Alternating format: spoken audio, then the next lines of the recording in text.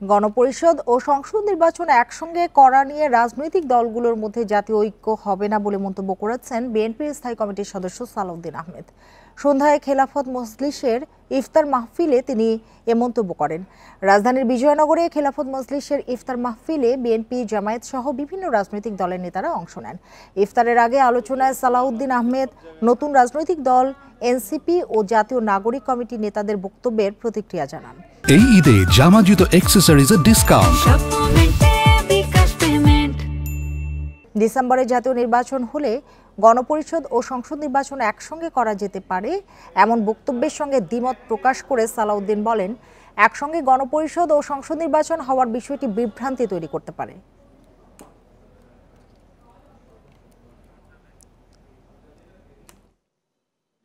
রাজনীতির অভিধানে যেটা আমরা পলিটিক্যাল গ্রামার এবং পলিটিক্যাল ডিকশনারি বলি, সেখানে ওইরকম কোনো শব্দাবলী নেই। যেমন একই সাথে গণপরিষদ এবং জাতীয় সংসদ নির্বাচন হতে পারে যদি জাতীয় ঐক্যমত সৃষ্টি হয়, এরকম একটা কথা রয়টার্সকে বলা হয়েছে। যেই শব্দাবলী এবং যেই সংজ্ঞা রাজনৈতিক অভিধানে নাই, সেগুলোর অসংলগ্ন প্রয়োগের মাধ্যমে আমরা যেন ধর্মজাল সৃষ্টি না করি। আমাদের কথা পরিষ্কার, এখানে কোনো জাতীয় ঐক্যমত এই বিষয়ে হয়তো হবে না।